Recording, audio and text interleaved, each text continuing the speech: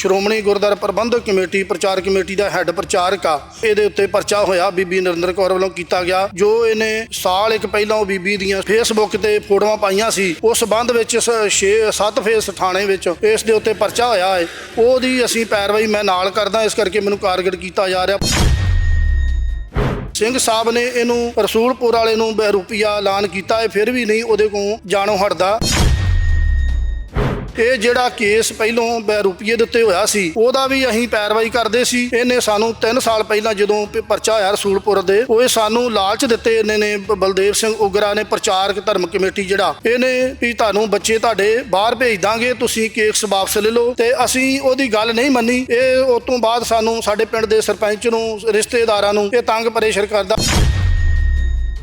SGPC ਪ੍ਰਚਾਰਕ ਬਲਦੇਵ ਸਿੰਘ ਉਗਰਾ ਦਾ ਕੀ ਨਿੱਜੀ ਮਫਾਦ ਆ? ਇਹ ਬਲਦੇਵ ਸਿੰਘ ਉਗਰਾ ਦਾ ਇਹਨੂੰ ਜੀ ਇਨਕੁਆਰੀ ਵਾਸਤੇ ਲਾਇਆ ਸੀ। ਬਲਦੇਵ ਸਿੰਘ ਉਗਰੇ ਨੂੰ ਇਨਕੁਆਰੀ ਕਰਨ ਆਇਆ ਸੀ 3 ਫੇਸ ਬਾਬਾ ਜੀਵਨ ਸਿੰਘ ਦੇ ਗੁਰਦੁਆਰੇ, ਨਾਲ ਹੋਰ ਵੀ ਪ੍ਰਚਾਰਕ ਸੀ। ਇਹਨੇ ਫਿਰ ਉੱਥੇ ਪ੍ਰਚਾਰਕ ਉਹਨੂੰ ਕਲੀਨ ਚਿੱਟ ਦੇ ਦਿੱਤੀ ਵੀ ਬਾਬਾ ਸਹੀ ਆ ਤੇ ਬੀਬੀ ਗਲਤ ਹੈ। ਉਹਦੇ ਕੋਲ ਪੈਸੇ ਲੈ ਕੇ ਤੇ ਇਹਨੇ ਉਹਨਾਂ ਨੂੰ ਕਲੀਨ ਚਿੱਟ ਦਿੱਤੀ ਵੀ ਬਾਬਾ ਸਹੀ ਆ। ਅਸਲ ਦੇ ਵਿੱਚ ਕੀ ਸਮਝਦੇ ਹੋ ਕਿ ਉਹ ਗੁਰਦੁਆਰਾ ਸਾਹਿਬ ਦੇ ਵਿੱਚ ਆ ਕੇ ਕੀ ਕਰਨਾ ਚਾਹੁੰਦਾ ਇਦਾਂ ਦਾ? ਉਹ ਆਂਦਾ ਵੀ ਮੈਂ ਇਹਨਾਂ ਦਾ ਸਾਰੀ ਕਮੇਟੀ ਦਾ ਤੁਹਾਡਾ ਸਾਰਿਆਂ ਦਾ ਜਲੂਸ ਕੱਢਣਾ, ਇੱਥੇ ਵੀ ਮੈਂ ਰੋਲਾ ਪਾਉਣਾ ਆਪਣੀ ਘਰਦੀ ਨੂੰ ਲਿਆ ਕੇ। ਹਾਲ ਦੇ ਵਿੱਚ ਇੱਕ ਪ੍ਰਚਾਰਕ ਸਵਾਲਾਂ ਦੇ ਘੇਰੇ ਦੇ ਵਿੱਚ ਹੈ। ਜਥੇਦਾਰ ਸਾਹਿਬ ਦੇ ਵੱਲੋਂ ਜਿਹੜਾ ਇੱਕ ਹੁਕਮਨਾਮਾ ਜਾਰੀ ਕੀਤਾ ਹੋਇਆ ਕਿ ਕੋਈ ਵੀ ਜਿਹੜਾ ਰਸੂਲਪੁਰ ਇੱਕ ਨਿਹੰਗ ਹੈ ਜਿਸ ਨੂੰ ਬਹੁਰੂਪੀਆ ਕਰਾਰ ਦਿੱਤਾ ਗਿਆ, ਉਹਦੇ ਨਾਲ ਕਿਸੇ ਤਰ੍ਹਾਂ ਦਾ ਕੋਈ ਨੇੜ ਨਹੀਂ ਰੱਖੂਗਾ। ਔਰ ਖਾਸ ਤੌਰ ਤੇ ਇਸੇ ਮਾਮਲੇ ਦੇ ਵਿੱਚ ਵੱਡੇ ਸਵਾਲੀਆ ਚਿੰਨ੍ਹ ਇਹ ਵੀ ਹੈ ਕਿ ਜਿਹੜੇ ਸ਼ਖਸ ਦੇ ਵੱਲੋਂ ਅਜੇ ਵੀ ਰਸੂਲਪੁਰੀ ਨਿਹੰਗ ਦੇ ਨਾਲ ਜਰਾਨਾ ਰੱਖਿਆ ਜਾ ਰਿਹਾ ਹੈ, ਤਾਂ ਉਹਦੇ ਉੱਪਰ ਵੱਡੇ ਸਵਾਲੀਆ ਚਿੰਨ੍ਹ ਇਹ ਲੱਗੇ ਹੈ ਕਿ ਉਹਦੇ ਵੱਲੋਂ ਕੁਝ ਪੱਤਰਕਾਰਾਂ ਦੇ ਸਮੇਤ ਟਾਰਗੇਟ ਕੀਤਾ ਜਾ ਰਿਹਾ। ਤਾਂ ਨਾਲ ਹੀ ਇੱਕ ਗ੍ਰੰਥੀ ਸਿੰਘ ਨੇ ਜਿਹੜੇ ਕਿ ਤਕਰੀਬਨ 20-25 ਸਾਲ ਤੋਂ ਮੋਹਾਲੀ ਦੇ ਵਿੱਚ ਡਿਊਟੀ ਕਰਦੇ ਨੇ, ਉਹਨਾਂ ਨੂੰ ਵੀ ਨਿਸ਼ਾਨਾ ਬਣਾਇਆ ਜਾ ਰਿਹਾ ਹੈ। ਇਸੇ तमाम ਸਾਰੇ ਸਵਾਲਾਂ ਦੇ ਉੱਪਰ ਸਾਡੇ ਨਾਲ ਇਸ ਪਰਿਵਾਰ ਨੇ ਸੰਪਰਕ ਕੀਤਾ, ਗ੍ਰੰਥੀ ਸਿੰਘ ਨੇ ਸੰਪਰਕ ਕੀਤਾ ਹੈ।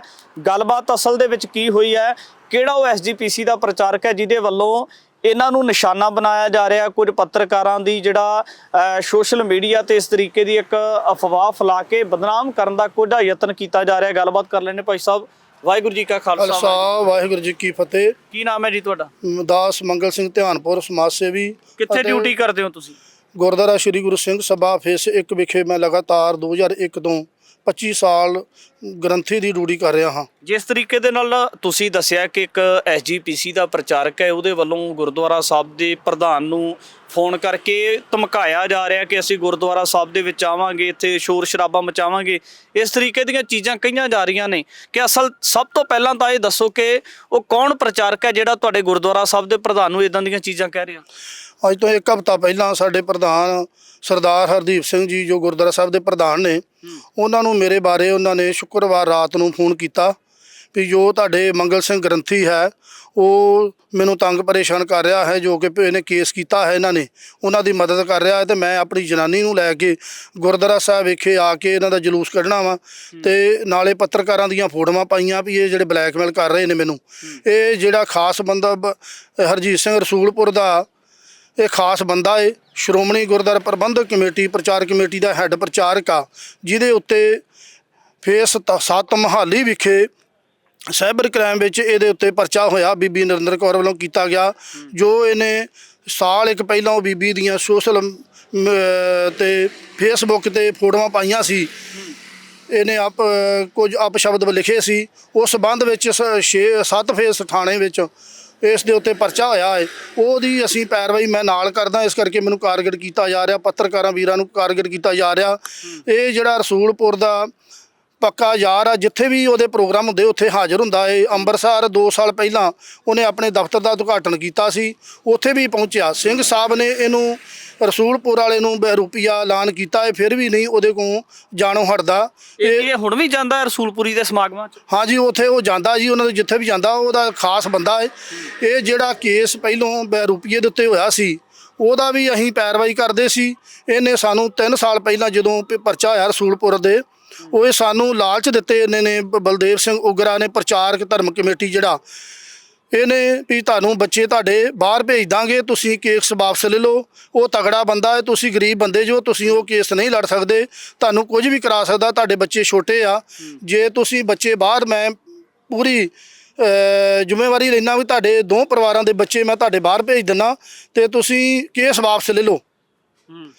ਤੇ ਅਸੀਂ ਉਹਦੀ ਗੱਲ ਨਹੀਂ ਮੰਨੀ। ਇਹ ਉਸ ਤੋਂ ਬਾਅਦ ਸਾਨੂੰ ਸਾਡੇ ਪਿੰਡ ਦੇ ਸਰਪੰਚ ਨੂੰ, ਰਿਸ਼ਤੇਦਾਰਾਂ ਨੂੰ ਇਹ ਤੰਗ ਪਰੇਸ਼ਾਨ ਕਰਦਾ ਵੀ ਮੇਰਾ ਫੈਸਲਾ ਕਰਾਓ।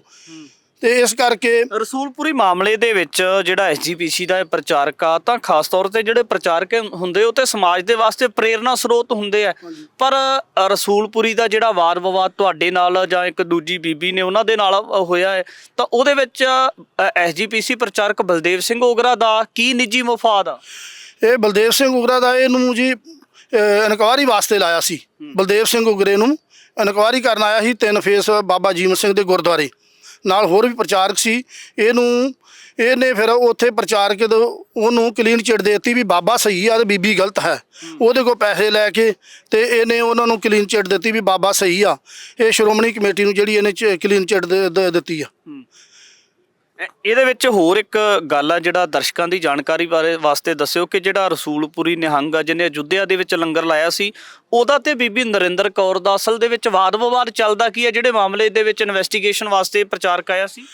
ਇਹ ਜਿਹੜਾ ਹਰਜੀਤ ਸਿੰਘ ਰਸੂਲਪੁਰੀ ਬਹਰੂਪੀਆ ਜਨ ਸਿੰਘ ਸਾਹਿਬ ਨੇ ਬਹਰੂਪੀਆ ਲਾਣਿਆ, ਉਹ ਬੀਬੀ ਨਰਿੰਦਰ ਕੌਰ ਦੇ ਉਹਨੇ ਬਲਾਤਕਾਰ ਦਾ ਕੇਸ ਕੀਤਾ ਹੋਇਆ ਸੀ ਉੱਤੇ 2023 ਤੋਂ।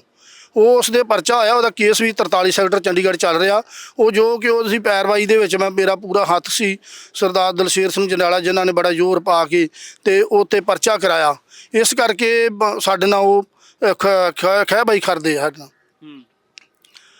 ਤੇ ਅਸੀਂ ਜਹੇਦਾਰ ਜੀ ਕੋ ਮੰਗ ਕਰਦੇ ਹਾਂ, ਸ਼੍ਰੋਮਣੀ ਕਮੇਟੀ ਕੋ ਮੰਗ ਕਰਦੇ ਹਾਂ ਕਿ ਇਹੋ ਜਿਹੇ ਜਿਹੜੇ ਲੁੱਚੇ ਬੰਦੇ ਰੱਖੇ ਆ ਸ਼੍ਰੋਮਣੀ ਕਮੇਟੀ 'ਚ ਪ੍ਰਚਾਰਕ, ਇਹਨਾਂ ਦਾ ਗਲਤ ਪ੍ਰਚਾਰ ਜਿਹੜਾ ਕਰ ਰਹੇ ਆ, ਇਹਨਾਂ ਨੂੰ ਸਸਪੈਂਡ ਕੀਤਾ ਜਾਵੇ। ਜੋ ਇਹ 'ਤੇ ਪਰਚਾ ਹੋਇਆ ਹੈ FRI 44 ਨੰਬਰ ਫੇਸ 7 ਵਿਖੇ ਸਾਹਿਬੇ ਕਰੇਮ ਵਿੱਚ, ਅਸੀਂ ਪ੍ਰਧਾਨ ਸਾਹਿਬ ਨੂੰ ਵੀ ਚਿੱਠੀਆਂ ਭੇਜੀਆਂ ਇਹਦੀਆਂ ਕਾਪੀਆਂ ਵੀ ਜਿਹੜਾ ਤੇ ਪਰਚਾ ਹੋਇਆ ਤੇ ਇਹਨੂੰ ਸਸਪੈਂਡ ਕੀਤਾ ਜਾਵੇ ਤੇ ਕਾਨੂੰਨੀ ਕਾਰਵਾਈ ਕੀਤੀ ਜਾਵੇ। ਜਥੇਦਾਰ ਸਾਹਿਬ ਦੇ ਕੋਲ ਨਹੀਂ ਗਏ ਤੁਸੀਂ ਇਹ ਸ਼ਿਕਾਇਤ ਲੈ ਕੇ ਕਿ ਜਿਹੜਾ ਐਸਜੀਪੀਸੀ ਦਾ ਪ੍ਰਚਾਰਕ ਹੈ, ਪੂਰੀ ਸੰਸਥਾ ਟਾਰਗੇਟ ਹੋ ਰਹੀ ਹੈ ਇਸ ਪ੍ਰਚਾਰਕ ਦਾ ਕਰਕੇ, ਇਹਦੇ ਖਿਲਾਫ ਕੋਈ ਬਣਦੀ ਕਾਰਵਾਈ ਕਰੋ?